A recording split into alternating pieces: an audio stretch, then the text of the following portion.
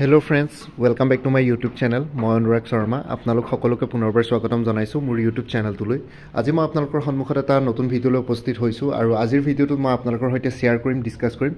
অসম লোকসেৱা আয়োগ Assam public service commission APSC combined competitive examination 2023 stages of examination আৰু লগতে মাৰ্কিং সিস্টেম আৰু এক্সাম প্যাটাৰ্ন হেখিনিৰ ওপৰত ডিসকাস কৰিম। মাৰ্কিং সিস্টেমত অকমান চেঞ্জেস আহিছে তো মোৰ ভিডিঅ'টো চালে মানে আপোনালোকে গম পাব, ঠিক আছে। আৰু ইয়াৰ লগতে মই সিলেবাসৰ ওপৰতো এক্সট্ৰাকে বেলেগকে ভিডিঅ'জ বনাম। তো আপোনালোকৰ আজিৰ ভিডিঅ'টো মই স্টেজেস অফ এক্সামিনেশন সকলোৱে জানে যিসকলে আগতে পৰীক্ষা দি আহিছে, কিন্তু যিসকল নিউ কামাৰ, যিসকলে first time APSC combined competitive এক্সামিনেশনৰ কাৰণে এপ্লাই কৰিম বুলি ভাবিছে বা এপ্লাই কৰিছে, কাৰণ যোৱাকালিৰ পৰা আৰম্ভ হৈছে। তো মই ভালকৈ এইটো ভিডিঅ'টো আপোনালোকে চাব, ইয়াতে গম পাব। অফিচিয়েল এডভাৰটাইজমেণ্টখনত অলৰেডি উল্লেখ আছে গোটেইখিনি বস্তু, তথাপিতো মই মোৰ ভাষাৰে আপোনালোকক অলপ সহজ সৰল ভাষাত অসমীয়াত ভালকৈ বুজাই আছোঁ। তো ইয়াতে first of all combined competitive examination বা চিভিল ছাৰ্ভিচেছ এক্সামিনেশ্যন বুলি কয় বা ACS বুলিও কয়, ACSৰ পৰীক্ষা বুলিও কয়, কাৰণ আসাম চিভিল ছাৰ্ভিচটো ইয়াতে থাকে। তো বেচিকলি ইয়াতে ষ্টেজৰ এক্সামিনেশ্যনত দুটা ষ্টেজ থাকে, ঠিক আছে। প্ৰথমটো হ'ল প্ৰিলিমিনাৰী এক্সামিনেশ্যন আৰু পিছৰটো হ'ল মেইন এক্সামিনেশ্যন। তো প্ৰিলিমিনাৰী এক্সামিনেশ্যনত আপোনালোকৰ অবজেক্টিভ টাইপ পেপাৰ থাকিব আৰু মেইন এক্সামিনেশ্যনত ৰিটেন সাবজেক্টিভ টাইপ পেপাৰ থাকিব, মানে আপোনালোকে পৰীক্ষা লিখিব লাগিব, ঠিক আছে। অবজেক্টিভ টাইপ পেপাৰ আপোনালোকৰ OMR বেছ OMR চিটছ দিব, তাতে আপোনালোকে সাৰ্কুল কৰিব লাগিব বা আপোনালোকে ক'ব পাৰে যে 4টা অপশ্যন থাকিব, তাৰ ভিতৰত কাৰেক্ট অপশ্যনটো আপোনালোকে টিক মাৰ্ক কৰিব লাগে। কিন্তু যোনটো মেইন এক্সামিনেশ্যন, তাতে মেইন এক্সামিনেশ্যন দুটা পাৰ্ট থাকে, এটা হ'ল ৰিটেন এক্সামিনেশ্যন আৰু এটা হ'ল ইণ্টাৰভিউ। ৰিটেন এক্সামিনেশ্যনটো সাবজেক্টিভ টাইপ হ'ব, যেনেকৈ আপোনালোকে স্কুল কলেজেছ ইউনিভাৰ্চিটিজত পৰীক্ষাসমূহ দি আহিছিলে, তো তেনেকৈ আপোনালোকে লিখিব লাগিব চিটত, ঠিক আছে। তো সেইটো অলপ চেলেঞ্জিং টাস্ক হয় মেইন এক্সামিনেশ্যনটো, আৰু লগতে ইণ্টাৰভিউ ছেশ্যন এটা থাকিব। মেইন এক্সামিনেশ্যন দুটা পাৰ্ট, ৰিটেন প্লাছ ইণ্টাৰভিউ। তো ষ্টেজেছ অফ এক্সামিনেশ্যন এইকেইটা হ'ল। এতিয়া প্ৰিলিমিনাৰী এক্সামিনেশ্যনলৈ আহিলোঁ। প্ৰিলিমিনাৰী এক্সামিনেশ্যনত ইয়াতে আছে, the preliminary examination will কনজিষ্ট of 2 papers of objective type multiple choice questions of 2 hours duration is, ঠিক আছে। তো প্ৰিলিমিনাৰী এক্সামিনেশ্যনত আপোনালোকৰ দুখন পেপাৰ থাকিব। প্ৰথম পেপাৰখন হ'ল জেনেৰেল ষ্টাডিজ 1 আৰু দ্বিতীয়খন হ'ল জেনেৰেল ষ্টাডিজ 2। জেনেৰেল ষ্টাডিজ 1ত আপোনালোকৰ 200 মাৰ্কছ থাকিব, 2 ঘণ্টা সময় দিব, আৰু কুৱেশ্যন যিসমূহ আহিব সেইবোৰ objective type multiple choice question, ঠিক আছে। তো অবজেক্টিভ টাইপ কুৱেশ্যন আহিব, আৰু জেনেৰেল ষ্টাডিজ 2টো অবজেক্টিভ টাইপ মাল্টিপল চইচ কুৱেশ্যনে আহিব, মানে এটা কুৱেশ্যনৰ এগেইনষ্টত 4টা অপশ্যন দিয়া থাকিব, আপোনালোকে কাৰেক্ট অপশ্যনটো তাতে দি আহিব লাগিব, মাৰ্ক কৰিব লাগিব। এইটো 2 ঘণ্টাৰ হ'ব পৰীক্ষাটো, জেনেৰেল ষ্টাডিজ 1 জেনেৰেল ষ্টাডিজ 2। তো টোটেল 4খন নম্বৰৰ পেপাৰ। ইয়াতে খালি এটা কণ্ডিশ্যন আছে, আপোনালোকৰ অকল জেনেৰেল ষ্টাডিজ পেপাৰ 1ৰ জেনেৰেল ষ্টাডিজ 1খনৰ মাৰ্কহে আপোনালোকৰ প্ৰিলিমিনাৰীত আপোনালোকে ক্লিয়াৰ কৰিছে নে নাই, কাট অফ মাৰ্কছত আপোনালোকে হৈছে নে নাই, সেইটো নিৰ্ধাৰণ কৰিবৰ কাৰণে অকল জেনেৰেল ষ্টাডিজ 1খনৰ মাৰ্কছে কনচিডাৰ কৰিব কমিশ্যনখনে, ঠিক আছে। জেনেৰেল ষ্টাডিজ পেপাৰ 2খন কোৱালিফাইং পেপাৰ হয়। তো ইয়াতে আপোনালোকে যিমানে মাৰ্কছ স্ক'ৰ নকৰক কিয়, আপোনালোকৰ এই মাৰ্কছটো এড নহয় যেতিয়া প্ৰিলিমিনাৰী ৰিজাল্ট দিব। খালি কথাটো হ'ল যে আপোনালোকে কোৱালিফাই কৰিব লাগিব জেনেৰেল ষ্টাডিজটোত, কাৰণ জেনেৰেল ষ্টাডিজটোত যদি আপোনালোকে কোৱালিফাই নকৰে, তেতিয়াহ'লে APSCৰ প্ৰিলিমিনাৰী এক্সামিনেশ্যনটো আপোনালোকৰ জেনেৰেল ষ্টাডিজ পেপাৰ 1খনো স্ক্ৰুটনি কৰা নহ'ব, আৰু এজ এ হ'ল কেণ্ডিডেটছাৰটোৱে কেঞ্চেল হৈ যাব, ঠিক আছে। তো this paper is of qualifying nature. General studies 2খনৰ কথা কৈছে, এইখন কোৱালিফাইং নেচাৰ হয়। The questions will be objective type multiple choice. তো objective type multiple choice question আহিব। এইখন এক্সামিনেশ্যনটো হ'ল স্ক্ৰিনিং টেষ্টৰ কাৰণে এক্সামটো পতা হয়। The marks obtain in the preliminary examination by the candidates who are declared qualified for admission to the main examination will not be counted for determining the final order of merit. আৰু মই ক'লোৱে যে general studies paper 2খনৰ মাৰ্কছটো মানে এই preliminary এক্সামিনেশ্যনত যিসকল কেণ্ডিডেটছে qualify কৰিব, যিসকলৰ মাৰ্কছ কাট অফত থাকিব, তেওঁলোকে মেইন এক্সামিনেশ্যন দিবলৈ পাব। কিন্তু মেইন এক্সামিনেশ্যনৰ যোনটো ফাইনেল ৰিজাল্ট হ'বগৈ, এতিয়া ধৰক এইবাৰ ভাইভা হৈ গ'ল, ভাইভাৰ ৰিজাল্ট দিলে 913জনে এপইণ্টমেণ্ট পাব এতিয়া, ঠিক আছে, Assam civil service, Assam police service আৰু এলাইড ছাৰ্ভিচেছসমূহত। তো তেওঁলোকৰ যেতিয়া ফাইনেল মেৰিট লিষ্ট প্ৰিপেয়াৰ কৰে মানে এপইণ্টমেণ্টৰ কাৰণে, তেতিয়া অকল মেইন এক্সামিনেশ্যনৰ মাৰ্কছে কনচিডাৰ কৰে। মানে মেইন এক্সামিনেশ্যনৰ দুটা পাৰ্ট আছিলে, ৰিটেন প্লাছ ইণ্টাৰভিউ, সেই written plus interview mark consider কৰিহে ফাইনেল মেৰিট লিষ্ট ইয়াতে প্ৰিপেয়াৰ কৰা হয়, ঠিক আছে। আৰু ইয়াতে লিখিছে there will be negative marking for incorrect answers as detail below. তো নিগেটিভ মাৰ্কিং থাকিব। নিগেটিভ মাৰ্কিং মানে 1/4 of the total marks assign to 1 question will be deducted for wrong answers mark by a candidate. তো negative marking 1/4 থাকিব, ঠিক আছে। 1/4 of the total marks assign to 1 question, ঠিক আছে। তো এতিয়া যদি এটা কুৱেশ্যনত ইয়াতে যিহেতু 2 মাৰ্কছকৈ আছে, টোটেল 100টা কুৱেশ্যনত 200 মাৰ্কছ আছে, তো 2 মাৰ্কছৰ 1/4 কিমান হ'ব? যদি 1 মাৰ্ক থাকিলেহেঁতেন 1/4 হ'ল 0.25, ঠিক আছে। তো আপোনালোকে যদি এটা এনচাৰ ভুল কৰে, তেতিয়াহ'লে তাতে সেই এনচাৰটোতো মাৰ্কছ নাপায়, আৰু লগতে নিগেটিভ মাৰ্কিঙতো আপোনালোকৰ মাৰ্কছ যাব। তো 1/4 মানে কি কৈছে, যিহেতু 2 মাৰ্কছকৈ থাকে, তো 2 মাৰ্কৰ 4 ভাগৰ এভাগ কিমান হ'ব? তো 0.50। তো এটা এনচাৰ ভুল কৰিলে আপোনালোকৰ 0.50 মাৰ্কছকৈ যাব। আৰু ঠিক ঠিক তেনেদৰে জেনেৰেল ষ্টাডিজ পেপাৰ 2 খনত আকৌ টোটেল 80টা কুৱেশ্যন আছে মানে 2.75 নে 2.25 মাৰ্কছকে থাকে তো তেনেকুৱা ধৰণৰ 2.25 মাৰ্কছকে থাকিলে মানে নিগেটিভ মাৰ্কিঙৰ স্কিমটো 0.50তকৈ অকণমান বেছি হ'ব 0.66 নে 67 তেনেকুৱা হয় ঠিক আছে তো মই সেইটোৰ ওপৰত এটা ডিটেইলছ ভিডিঅ' বনাম এতিয়া জাষ্ট আপোনালোকে এইখিনি কথা বুজি লওক আৰু লগতে লিখিছে if the candidate marks more than one answer it will be treated as a wrong answer even if one of the given answers happen to be correct ঠিক আছে তো ইয়াতে যিহেতু মাল্টিপল চইচ কুৱেশ্যন 4টা অপশ্যন দিয়া থাকিব 4টা অপশ্যনৰ ভিতৰত আপোনালোকে যিকোনো এটা কাৰেক্ট অপশ্যনটো চুজ কৰিব লাগে আৰু কোনোবা যদি কেণ্ডিডেটছে যদি সেই 4টা অপশ্যনৰ ভিতৰত এটা অপশ্যন চুজ নকৰি পেলাই যদি 2টা অপশ্যনত টিক মাৰ্ক কৰি আহে তো আৰু লগতে 2টা অপশ্যন মানে চুজ কৰি আহে OMR বেছ চিটত আৰু লগতে সেই এনচাৰ সেই তাতে 2টা অপশ্যনৰ ভিতৰত যদি যিকোনো এটা অপশ্যন কাৰেক্টো হয় কিন্তু আপোনালোকে যিহেতু মানে ইনষ্ট্ৰাকশ্যনৰ মতে এটা অপশ্যন চুজ কৰিব লাগিছিলে যেহেতু 2টা অপশ্যন চুজ কৰিলে তথাপিতো সেই কুৱেশ্যনটো আপোনালোকৰ ভুল বুলিয়ে ধৰা হ'ব পেপাৰ 2 হ'ল পেপাৰ 2 যোনখন আছে CSET বুলি কয় চিভিল ছাৰ্ভিচেছ এপ্টিটিউড টেষ্ট তাতে আপোনালোকে ইংলিছ কম্প্ৰিহেনশ্যন থাকিব ৰিজনিং মেথছ ঠিক আছে সেইবোৰ বস্তু থাকিব তাতে আপোনালোকৰ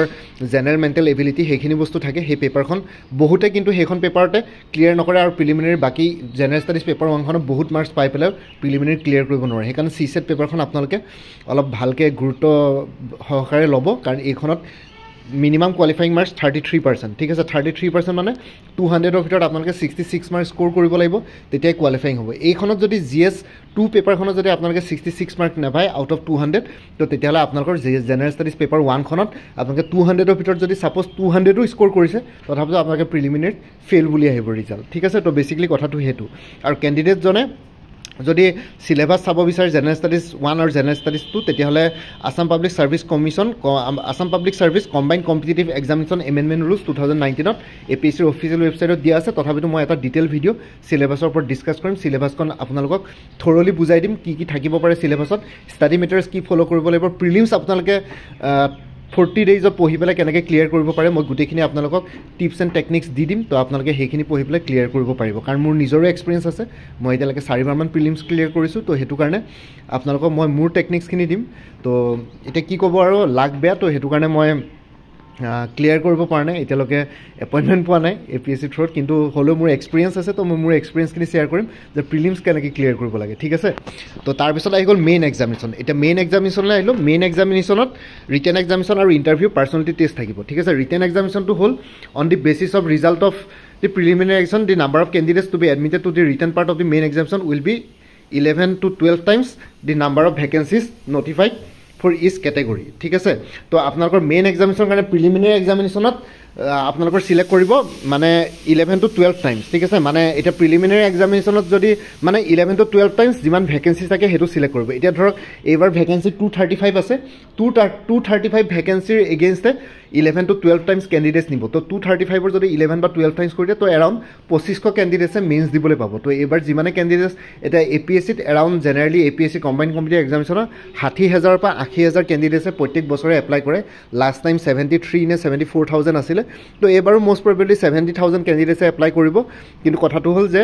ফাইনেলি প্ৰিলিমছত 75,000 যদি এপ্লাই কৰে তাৰ ভিতৰত আকৌ 72,500 কেণ্ডিডেটছ প্ৰিলিমিনাৰীতে আউট হৈ যাব মেইনছত অকল 2500হে যাব কাৰণ ইয়াৰ আগৰবাৰ পোষ্ট বেছি আছিলে 913টা সেইকাৰণে 10,000তকৈ বেছি কেণ্ডিডেটছ মেইনছ দিবলৈ পাইছিলে কিন্তু এইবাৰ যিহেতু পোষ্টটো কম আছে সেইকাৰণে যিহেতু সেই পোষ্টৰ 11 বা 12 গুণহে ল'ব তো সেইটো কাৰণে 2500 মান কেণ্ডিডেটছে এইবাৰ মেইনছ দিবলৈ পাব তো এইটো বস্তু আপোনালোকে মনত ৰাখিব আৰু ৰিটেন এক্সামিনেশ্যনটো 6খন পেপাৰ থাকিব মেইনছ পেপাৰত তো conventional essay type objective type থাকিব লিমিটেড ৱৰ্ডছ থাকিব ঠিক আছে ৱৰ্ড লিমিট থাকে ৱৰ্ড লিমিট 250 ৱৰ্ডছ 150 ৱৰ্ডছৰ ৱৰ্ড লিমিট থাকে তো মেইনছ যিসকলে আগতে দিছে গম পাব আৰু মই মোৰ ফালৰ পৰা আপোনালোকক পূৰা ফুল গাইডেঞ্চ দিম আৰু মোৰ দুটাও প্লেলিষ্টটো ক্ৰিয়েট কৰি থোৱা আছে APSC CCৰ প্ৰিলিমিনাৰী 2022 APSC CC মেইনছ 2022 সেই দুটা প্লেলিষ্ট চালে মানে এই পৰীক্ষা দুটাৰ লগত ডিটেইলছ ভালকৈ গম পাই যাব গোটেইবিলাক এক্সাম পেটাৰ্ণৰ পৰা আদি কৰি আৰু ইয়াতে মেইনছৰ ডিটেইলছ এক্সামিনেশ্যন মেইনছৰ পেপাৰখিনিৰ ডিটেইলছখিনি চাইছোঁ পেপাৰ 1টো এছে পেপাৰ থাকে তাতে দুখন এছে আহে 250 মাৰ্কছৰ 3 ঘণ্টা ঠিক আছে 125 নম্বৰ দুখন এছে আহে আৰু এছেখনৰ ৱৰ্ড লিমিটটো হ'ল এৰাউণ্ড 1,000 to 1,200 ৱৰ্ড লিমিটৰ ভিতৰত লিখিব লাগে তো বহুতেই দীঘল লিখিব লাগিব আপোনালোকে এৰাউণ্ড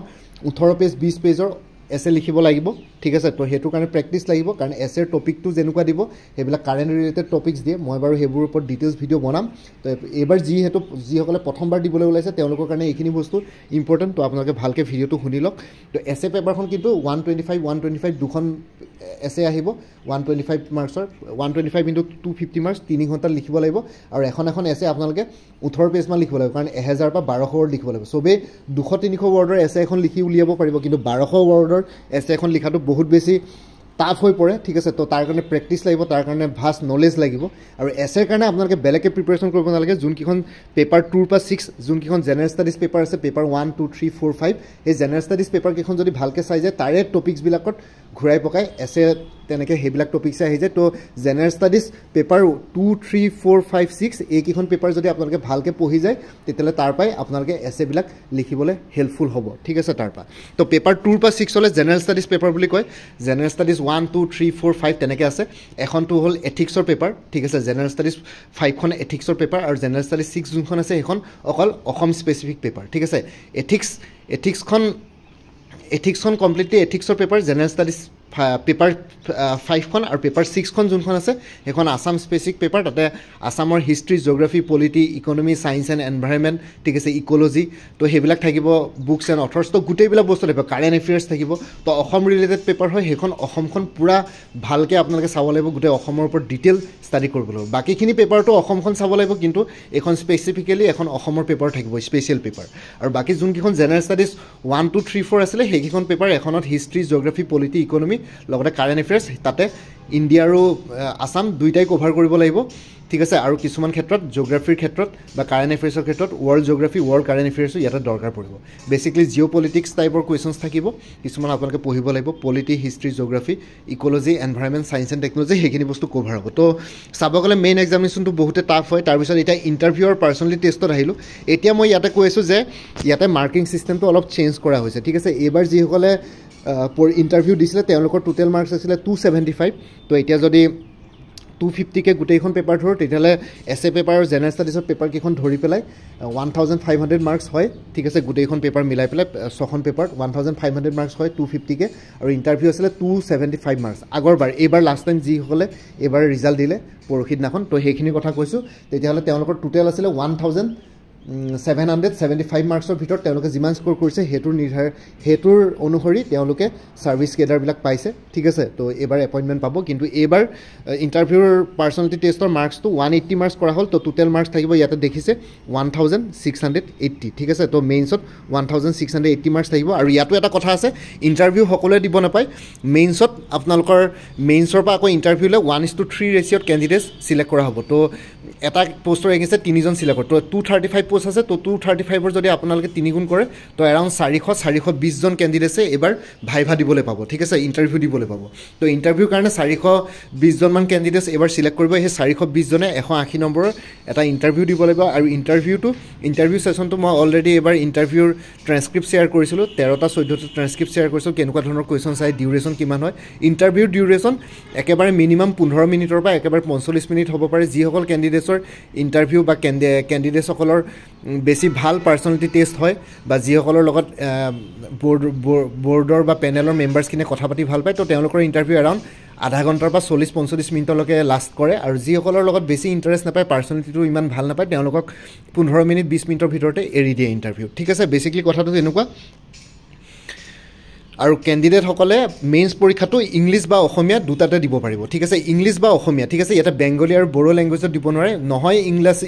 ইংলিছ লেংগুৱেজত দিব লাগিব নহয় অসমীয়াত ইংৰাজী বা অসমীয়া এই দুটা মাধ্যমৰ ভিতৰত যিকোনো এটা মাধ্যমত মেইনছৰ পেপাৰ লিখিব পাৰিব আৰু ইণ্টাৰভিউত মই ক'লোঁ 1:3 ৰেচিঅ'ত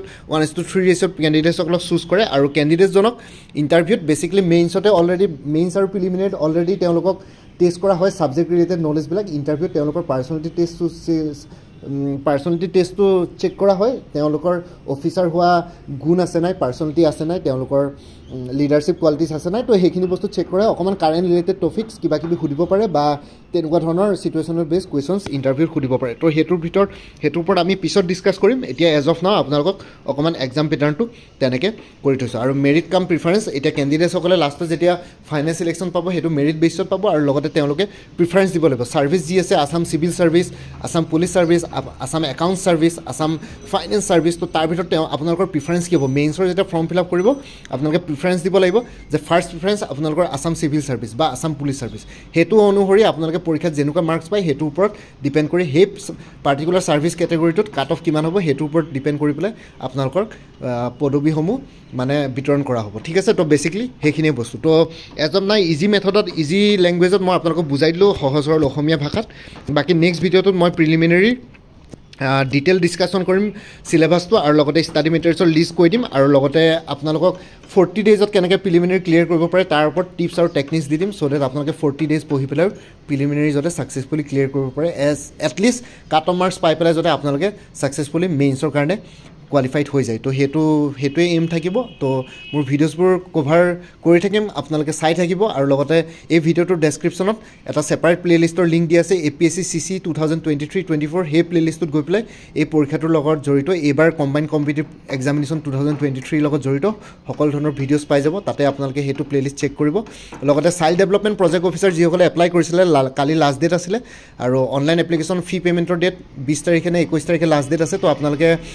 চাইল্ড ডেভেলপমেণ্ট প্ৰজেক্ট অফিচাৰটো যিসকলে এপ্লাই কৰিছে তেওঁলোকৰ কাৰণে জেনেৰেল নলেজৰ যোনখন পেপাৰ আছে তাৰ কাৰণে ষ্টাডি মেটেৰিয়েলছৰ পেকেজ এভেইলেবল আছে তো আপোনালোকে PDF ফৰ্মেটত গোটেইখিনি ষ্টাডি মেটেৰিয়েলছ পাই যাব 10,000কৈ বেছি মাল্টিপল চইচ কুৱেশ্যনছ কভাৰ কৰিছোঁ সেই ষ্টাডি মেটেৰিয়েলছৰ ডিটেইলছটো এই ভিডিঅ' ডেছক্ৰিপশ্যন আৰু কমেণ্ট ছেকশ্যনত দি দিছোঁ আপোনালোকে CDPO কোৰ্চটো লাগে যদি মোৰ লগত যোগাযোগ কৰিব পাৰিব মই হোৱাটছএপ নাম্বাৰ এটা শ্বেয়াৰ কৰিছোঁ সেই হোৱাটছএপ নাম্বাৰটোত আপোনালোকে মোৰ লগত কণ্টেক্ট কৰি পেলাই ক'ব যে CDPO কোৰ্চটো লাগে মই আপোনালোকক পে'মেণ্টৰ ডিটেইলছখিনি দি দিম আপোনালোকে পে'মেণ্ট কৰাৰ লগে লগে PDF ফৰ্মেটত নিজৰ হোৱাটছএপতে আপোনালোকে গোটেইখিনি ষ্টাডি মেটেৰিয়েলছ পাই যাব 10,000কৈ বেছি মাল্টিপল চইচ কুৱেশ্যনছ কভাৰ কৰিছোঁ তো জেনেৰেল নলেজৰ পেপাৰখনৰ কাৰণে আপোনালোকে বেলেগ ষ্টাডি মেটেৰিয়েলছ ফ'ল' নকৰিলেও হ'ব এইখিনি পঢ়ি গ'লে মোৰ দেন এনাফ হ'ব CDPOৰ জেনেৰেল নলেজ পেপাৰখনৰ ক্ষেত্ৰত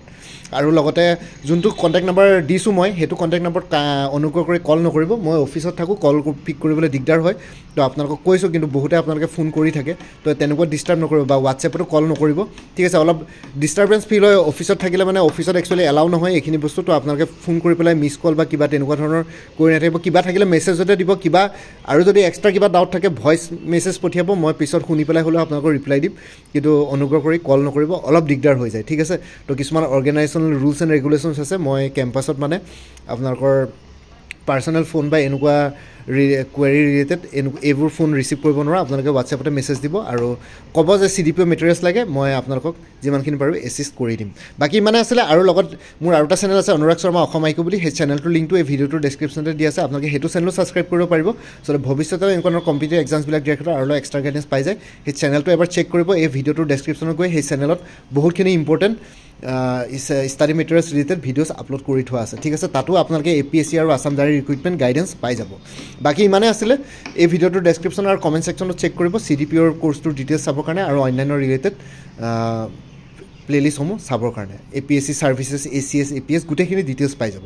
বাকী ইমানে আছিলে মোৰ ভিডিঅ'ছবোৰ চাই যদি ভাল পায় মোৰ চেনেলটো ছাবস্ক্ৰাইব কৰি ল'ব আৰু লগতে আপোনালোকৰ যিমানখিনি ফেমিলি ফ্ৰেণ্ডছ ৰিলেটিভছ আৰু চিনাকি এক্সপিৰিয়েঞ্চ আছে তেওঁলোকৰ লগত মোৰ চেনেলটো শ্বেয়াৰ কৰিব লগতে কমেণ্ট ছেকশ্যনত জনাব কিবা যদি কুৱেশ্যন থাকে ডাউট থাকে মই নিশ্চয় আপোনালোকৰ কুৱেশ্যনছ আৰু ডাউটছবিলাকৰ ৰিপ্লাই দিবলৈ চেষ্টা কৰিম বাকী আজিৰ ভিডিঅ'টো ইমানতে সমাপ্ত কৰি আপোনালোক সকলোৰ পৰা বিদায় ল'লোঁ কাইলৈ পুনৰ এটা নতুন ভিডিঅ'লৈ আপোনালোকৰ সন্মুখত উপস্থিত হ'ম তেওঁলোকে ভালকৈ প্ৰিপেৰেশ্যন কৰি থাকক সকলোৱে অল দি বেষ্ট থাকিলে bye and take care friends Bharat Mata কি জয় জয় আই অসম